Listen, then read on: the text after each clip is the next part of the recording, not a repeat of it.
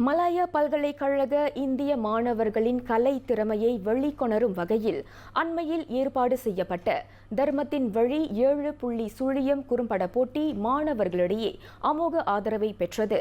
மனித வாழ்வின் நெறியாக விளங்கக்கூடிய தர்மத்தை அடிப்படையாக கொண்டு இப்போட்டியில் இடம்பெற்ற 13 குறும்படங்களும் தயாரிக்கப்பட்டிருந்தன. மலாயா பல்கலைக்கழக இந்து சங்கத்தின் ஏற்பாட்டில் கடந்த 6 ஆண்டுகளாக நடத்தப்பட்டு வந்த இப்போட்டி ஒரு சில காரணங்களால் 3 ஆண்டுகளாக நடைபெறவில்லை.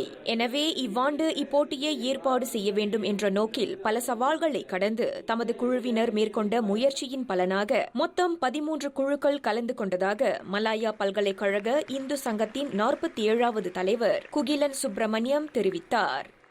நம்முடைய மண்ணின் மைந்தர்கள் திரையுலக பயணத்தில் திறமை வாய்ந்த நிறைய பேர் இருக்காங்க. அவங்களுக்கு ஒரு வாய்ப்பை அவங்க திறமையை வெளிக்கொணர்றதுக்கு கொடுக்கணும் அப்படின்னு சொல்கிறதுக்காக தான் இந்த போட்டியை என்னுடைய தலைமையில் இந்த வாட்டி நடத்தணும் அப்படின்னு சொல்லி இயக்குனர் எங்ககிட்ட ப்ரொப்போஸ் பண்ணுறப்ப எடுத்து நடத்துங்க அப்படின்னு சொல்லியிருந்தோம். வெற்றி பெற்றவர்களை அடுத்த கட்டத்திற்கு எடுத்து போகிற ஒரு முயற்சி என்ன நீங்கள் பார்த்துக்கிட்டிங்கனாக்கா நம்மளுடைய சிறப்பு பெருமுகர்கள் தான் அது ஒரு முயற்சி. ஏன்னா அவங்களாம் கலைத்துறையில் மலேசிய கலைத்துறையில் ஒரு அங்கீகாரம் பெற்றவர்கள். அப்போ அவங்க அந்த வெற்றி பெற்ற குறும்படங்களை பார்க்கும் பொழுது அவங்களே வெற்றி பெற்றவர்களுக்கு வாய்ப்பு கொடுக்கறதுக்கான வாய்ப்புகள் அதிகமாக இருக்கின்றது.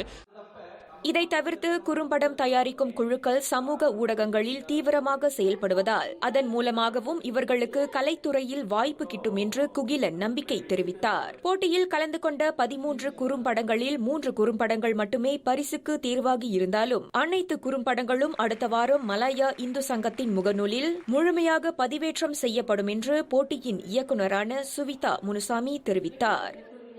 Why not நம்ம பெஸ்ட் ஃபிலிம்ஸை மட்டும் ஸ்க்ரீனிங் பண்ணாமல் ஓவராலாக 13 ஃபிலிம்ஸையும் நாங்கள் ஸ்க்ரீனிங் பண்ணி காட்டணும். ஸோ அதுக்காக நாங்கள் அவங்களையும் வரவேற்று அவங்களுடைய திரைப்படம் இப்போ மட்டும் இல்லாமல் அவங்க தனிப்பட்ட ரீதியில் இல்லாமல் எல்லாருமே பார்க்குற வகையில் அதை நாங்கள் செஞ்சுருந்தோம். இந்த குறும்படங்களை அடுத்த வார திங்கட்கிழமை முதல் பெர்சத்துவான் ஹிந்து சொசைட்டி அந்த யூடியூப் பேஜில் நீங்கள் பார்க்கலாம். ஸோ நாங்கள் அதில் அப்லோட் பண்ணிடுவோம். நீங்கள் மறவாமல் கண்டிப்பாக பார்க்கணும்.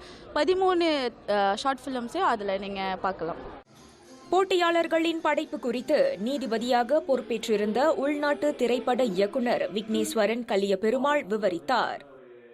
இந்த காலகட்டத்தில் நம்மளுடைய இந்த இதிகாசங்கள் இதுலேருந்து ஒரு கருவை எடுத்து அதை திரும்ப ஒரு நவீனமயப்படுத்தி ஒரு புது ஊடகமாக படைக்கணும் அப்படின்ற ஒரு சிந்தனை இவங்களுக்கு வந்திருக்கு. அது பெரிய விஷயம். ரெண்டாவது சில படைப்புகள் பார்த்திங்கன்னா அவங்களுக்கு இந்த டெக்னிக்கல் விஷயங்கள்லாம் அதெல்லாம் கொஞ்சம் லேக்கிங்காக இருந்துச்சு. ஆனால் அதை தாண்டி ஒரு சிலருடைய படைப்புகள் பார்த்திங்கன்னா இன்றைக்கி இருக்கக்கூடிய மெயின் ஸ்ட்ரீம் நாடகங்கள், தொலைக்காட்சி தொடர்கள் இந்த மாதிரி லெவலுக்கு கூட இந்த மாணவர்கள் செய்கிறாங்க அப்படின்றது பெரிய ஆச்சரியமாக இருந்துச்சு எனக்கு. நேற்று மலாயா பல்கலைக்கழகத்தில் நடைபெற்ற இப்போட்டிக்கான பரிசளிப்பு விழாவிற்கு முன்னதாக அதில் பங்கேற்றிருந்த 13 குறும்படங்களும் பார்வையாளர்களுக்கு திரையிடப்பட்டது. அதில் சிறந்த இயக்குனர், சிறந்த நடிகை, சிறந்த ஒளிப்பதிவு, சிறந்த வரைபடக்குழு, மக்களின் சிறந்த தேர்வு குறும்படம் ஆகிய 5 விருதுகளை தட்டிச் சென்ற சமான் குழுவே முதல் நிலை வெற்றியாளராக வாகை சூடி பரிசுக் கோப்பையையும் 1000 ரிங்கிட் ரொக்கத்தையும் தட்டிச் சென்றது. ஒரு முறையும் எங்களோட குழு, எங்களோட கதை அம்சம், இப்படிப்பட்ட கதையை தான் நம்ம சொல்லணும், இந்த மாதிரி ஒரு ஷேட்ல தான் சொல்லணும் அப்படின்னு அதில் ரொம்ப விடாப்படியாக இருந்திருக்கும். ஆனால் சில வருடங்களில் பிரச்சார துணியில் வர்ற படங்களோ அல்லது கருத்தை ரொம்ப ரொம்ப அழுத்துற படங்களோ வெற்றி பெற்று எங்களுக்கு டிசப்பாயின்மெண்ட் இருந்திருக்கு இதுக்கு முன்னுக்குள்ள வருடங்களில். ஆனால் இந்த தடவையும் எங்களோட அந்த டைரக்ஷனல் வாய்ஸில் எங்களோட கதை அம்சம் நாங்கள் மாற்றிக்காமல் எங்களுக்கு என்ன பிடிக்குமோ அதை தான் நகைச்சுவையோடு கலந்து சமூக பொறுப்போடும் கலந்து எங்களோட துணியில் எங்களோட பாணியில் ஒரு படமாக எடுத்தோம். அது வெற்றி பெற்றது பெரும் மகிழ்ச்சி. 2வது நிலையில் வெற்றி பெற்று 700 ரிங்கிட் ரொக்கத்தை தட்டிச் சென்றதுடன் சிறந்த திரைக்கதைக்கான விருதையும் விசாரணை குறும்படம் பெற்றிருந்தது. இந்த திரைப்படம் மொத்தமாக 3 நாட்களில் ஷூட் பண்ணது மட்டும்தான். முதல் 2 நாட்கள் ஷூட் பண்ணோம். ஆனால் வெதர் காரணமாக அதாவது ரொம்ப மழை பெஞ்சிக்கிட்டு இருந்துச்சு அந்த 2 நாளும். ஸோ அதனால் கொஞ்சம் துண்டிக்கப்பட்டது. ஸோ அது மறுவாரத்துடைய வீக்கெண்ட்ஸில் தான் நாங்கள் ஷூட்டிங் வச்சோம்.